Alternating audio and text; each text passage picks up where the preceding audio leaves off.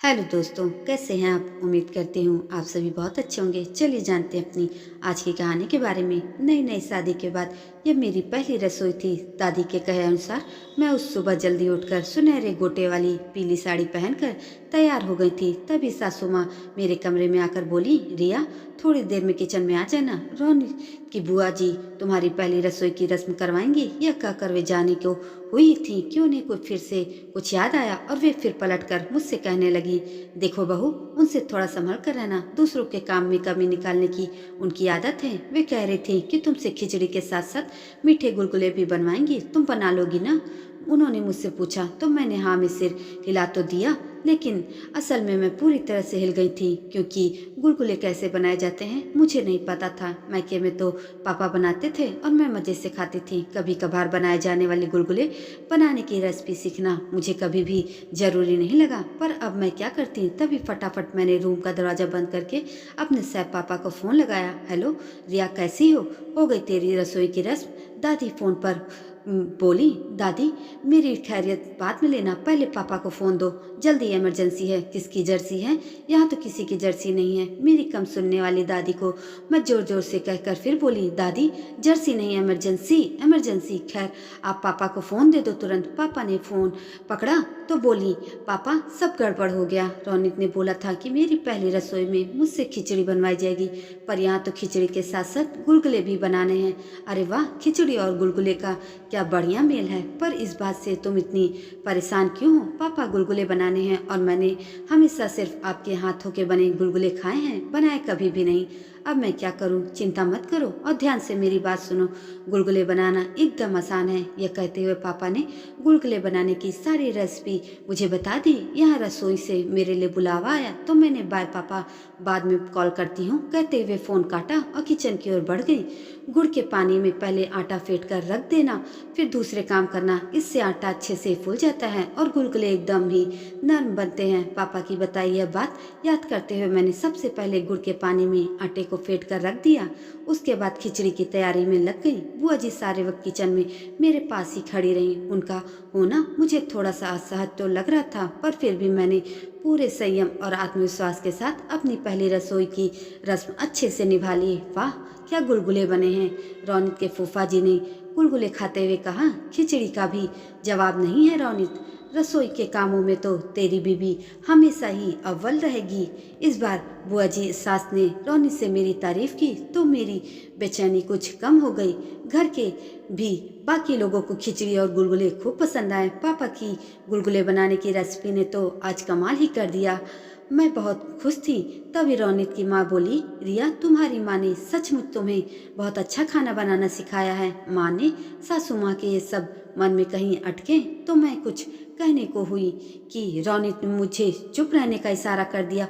उस वक्त मुझे रौनित और सासू माँ का यह व्यवहार ठीक नहीं लगा। वे दोनों ही अच्छे से जानते थे कि मेरी माँ होते हुए भी मेरी सारी परवरिश मेरे पापा ने ही की है।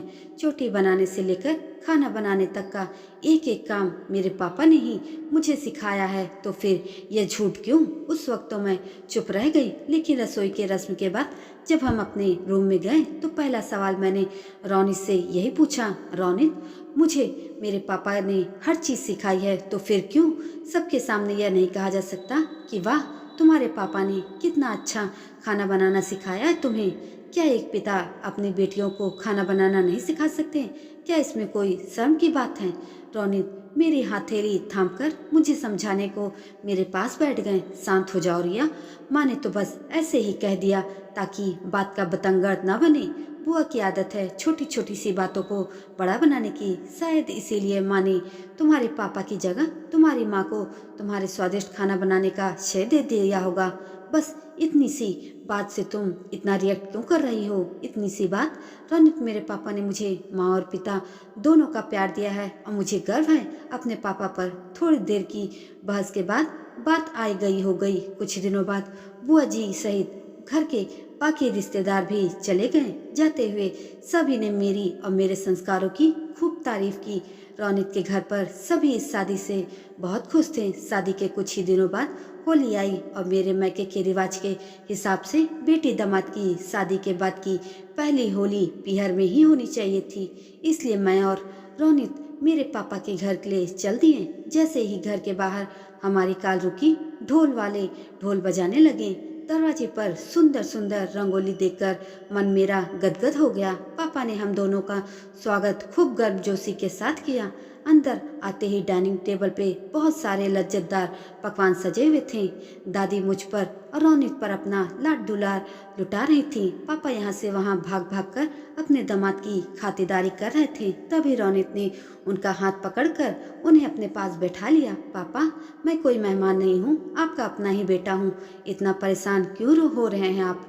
2 घड़ी बैठकर सांस ले दीजिए। रौनित का यह अपनापन देखकर पापा की आंखें सजल सी हो गई। वे कुछ ही देर को मुझे और रौनित को लगातार देखते रहे।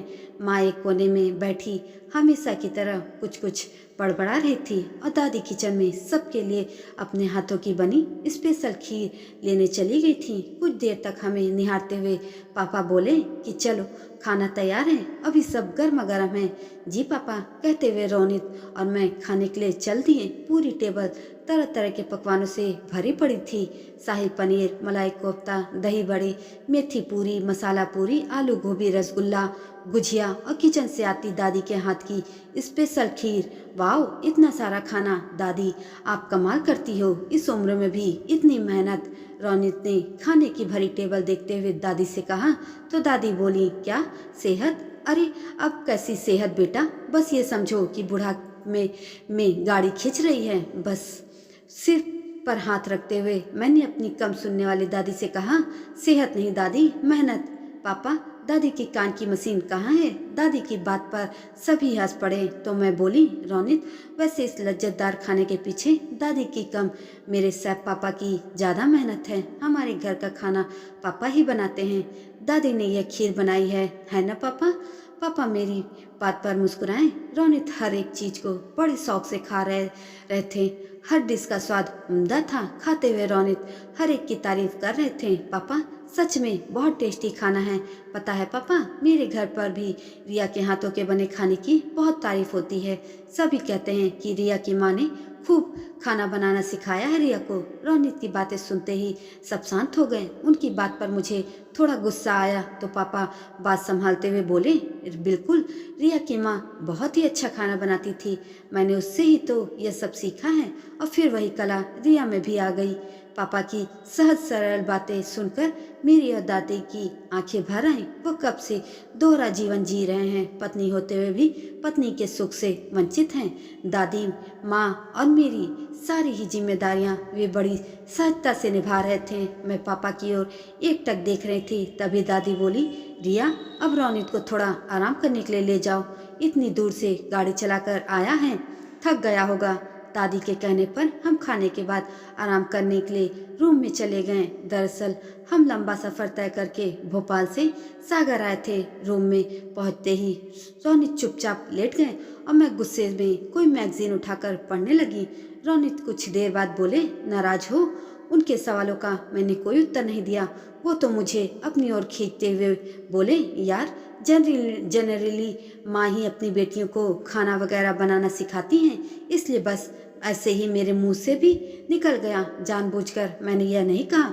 रौनित की बात पर उदास मन से मैंने बोला, रौनित, मैं सिर्फ आपकी ही बात से नाराज नहीं हूँ, मैं अपने पापा की किस्मत से भी नाराज हूँ। बचपन से उन्हें ऐसे ही देखती आ रही हूँ। बचपन से? मतलब तुम्हारी माँ शुरू से ही ऐसी है? रौनित के सवाल पर मैं बोली, नहीं, माँ शुरू से ऐसी नहीं थी। यह सब तो एक बहुत बुरे हादसे के बाद हुआ, जब मैं महज 2 साल की बच्ची थी। मुझे तो कुछ याद भी नहीं, पर दादी बताती हैं कि वह बहुत बुरा दिन था।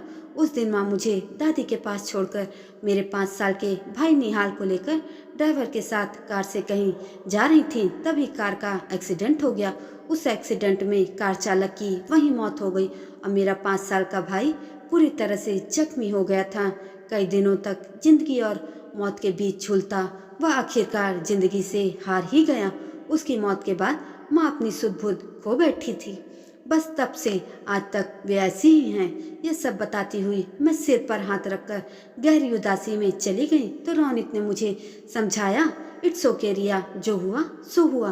भगवान की कृपा से देखो ना कितने ही परफेक्ट पापा हैं तुम्हारे पास, तुम्हें वह कितना प्यार करते हैं। रौनित, पापा को लेकर ही तो मैं परेशान हूँ। दादी से अब कुछ होता नहीं है, मैं भी अब दूर चली गई हूँ। पापा अब कितने अकेले हो गए हैं। मैं सोच रही हूँ कि क्यों ना हम उनकी दूसरी शादी करवा दें। मेरी यह बात कमरे में आते पापा ने सुन ली। रिया, तुम पागल हो गई हो क्या? ये कैसी फालतू की बातें कर रही हो?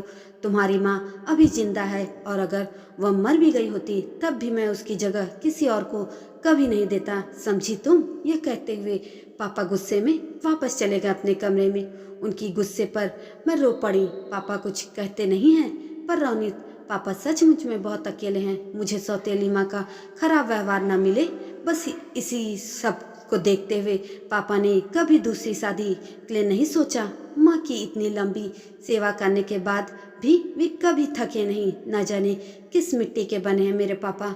कोई इतना धीरज वाला, इतना बहादुर कैसे हो सकता है? मैं पापा के लिए रोने लगी तो दादी मेरे कमरे में आ गई। मुझे रोता देख दादी ने मेरे रोने का कारण पूछा तो रोनित ने दादी को सब कुछ बता दिया। दादी मेरे सिर पर हाथ फेरती हुई बोली, ये पापा लोग ऐसे ही होते हैं, सब कुछ अपने अंदर रखने वाले। जब बच्चे छोटे होते हैं तब भी वे फिर भी अपना गुस्सा बाहर निकाल लेते हैं, लेकिन बच्चों के बड़े होते ही ये गुस्सा पीना सीख जाते हैं। बढ़ती उम्र के साथ एकदम चुप हो जाते हैं। तेरे पापा का भी वही हाल है रिया। पता नहीं आज कैसे तुझ पर गुस्सा करके बोल गए वो। दादी, मुझे पापा की फिक्र है, इसलिए दूसरी शादी के बारे में बोल रही हूँ। क्या एक बेटी को अपने पिता की खुशियों के बारे में सोचने का अधिकार नहीं है दादी? बिल्कुल है, पर आज नहीं। हम फिर कभी इस बारे में बात करेंगे। आज तो रौनित शादी के बाद पहली बार यहाँ आया है। आज होली के दिन घर का माहौल मत बिगाड़ो। कुछ देर में पापा का गुस्सा कम हुआ तो हम होली खेलने के लिए तैयारियों में लग गए। रौनित और मैंने सबको रंग लगाया। कुछ और दिन गुजार कर हम वापस सागर से भोपाल आ गए। वक्त अपनी गति से चलता रहा। पापा से मैं रोज फोन पर बात करती रहती। समय निकालकर बीच बीच में सागर भी हो आती। शादी के 2 साल ही हुए थे कि मैं प्रेग्नेंट हो गई। पूरे 9 माह बाद मुझे पुत्र रत्न की प्राप्ति हुई तो दोनों परिवारों में खुशी गूंज उठी। पापा दादी माँ को और माँ को लेकर सागर से भोपाल आए तो मैं माँ को देखकर दंग रह गई। माँ को लेकर पापा कहीं कभी भी नहीं जाते तो फिर माँ यहाँ कैसे आई? मैं कुछ सोच ही रही थी। माँ ने मेरे बेटे को गोद में लेकर सालों बाद एक स्पष्ट शब्द बोला, निहाल। निहाल, यह तो मेरे उस भाई का नाम था जिसकी सूरत भी मुझे ठीक से याद नहीं थी। सब स्तंभ थे। पापा की आंखों से आंसू झरझर बह रहे थे। माँ एकदम नॉर्मल व्यवहार में दिख रही थी। एक नवजात शिशु ने वो कर दिखाया था जो बड़े बड़े डॉक्टर नहीं कर पाए थे। उसके बाद पापा, माँ और दादी कुछ दिनों के लिए मेरे साथ भोपाल में ही रहे। माँ नानी होने का हर फर्ज निभा रही थी। निहाल की किस्मत ऐसे नाना नानी पाकर सच में निहाल हो गई थी। फिर माँ, पापा और दादी मेरे बेटे को अपना आशीष और उसे निहाल नाम देकर वापस चले गए। माँ की तबीयत में धीरे धीरे सुधार आता गया और पापा की जिंदगी में फिर से खुशियाँ लौट आईं। मैं कुछ माह बाद 5 माह के निहाल को लेकर मैके गई तो इस बार डाइनिंग पर पहले से भी ज्यादा व्यंजन परोसे गए। माँ ने मेरे लिए सौंठ गुड़ के लड्डू बनाए थे। रौनित भी मेरे साथ थे। कुछ देर बाद हमने खाना खाया तो रौनित बोले, वाह पापा, क्या खूब खाना बनाया है। तो पापा हंसते हुए बोले, इस बार तुम्हारी सास यानी रिया की माँ ने रसोई तैयार की है, मैंने तो बस उसकी मदद की है। दामाद जी, अब उनकी भी तारीफ कर दो। वो क्या है ना कि मर्द तो यह बात झेल जाते हैं, पर स्त्री अपने हाथ के बने खाने की तारीफ सुने बिना नहीं रह पाती। तभी दादी बोली, जिस दिन स्त्रियां अपने बने खाने की तारीफ सुनना छोड़ देंगी उस दिन दुनिया के सभी स्वाद फीके पड़ जाएंगे। सच कह रही हैं आप दादी। माँ, आपने बहुत स्वादिष्ट खाना बनाया है। मेरी माँ यह सुनकर मुस्कुरा दी। मुझे पता था कि खाना माँ ने कम, पापा ने ज्यादा बनाया था। माँ तो धीरे धीरे ठीक हो रही थी। वे एकदम से सारे काम कैसे संभाल सकती हैं, पर पापा रसोई में माँ की उपस्थिति से बहुत खुश थे। निस्संदेह माँ के ठीक होने से मैं भी बहुत खुश थी, लेकिन पापा को उनका साथ फिर से मिल गया, इस बात से मैं और ज़्यादा खुश थी। रौनित कुछ दिनों के लिए मुझे सागर छोड़कर भोपाल चले गए थे। अब पापा सैफ माँ के साथ मेरे लिए रोज कुछ न कुछ नया और स्पेशल बना रहे थे। ये लो तुम्हारी माँ के हाथ का बना स्पेशल हलवा। इस तरह पापा बहुत खुश थे, पर मैं उनके हाथ की बनी चीज़ों को खास कर समझ जाती थी कि ये सिर्फ पापा के हाथों का कमाल है। पर मैं भी उनके इस छोटे से प्यारे से झूठ से खुश थी। असल में ऐसे ही तो होते हैं पापा, खुद कभी किसी बात का श्रेय नहीं लेते, धीरज और प्यार से रहस्यमय ढंग से किसी जादूगर की तरह सब ठीक कर देते हैं, बिल्कुल मेरे सैफ पापा की तरह। दोस्तों, ये प्यारी सी कहानी आपको कैसी लगी कमेंट करके मुझे ज़रूर बताइएगा, और ऐसी है अन्य कहानियों के लिए मेरे चैनल को सब्सक्राइब भी ज़रूर कर दीजिएगा। धन्यवाद।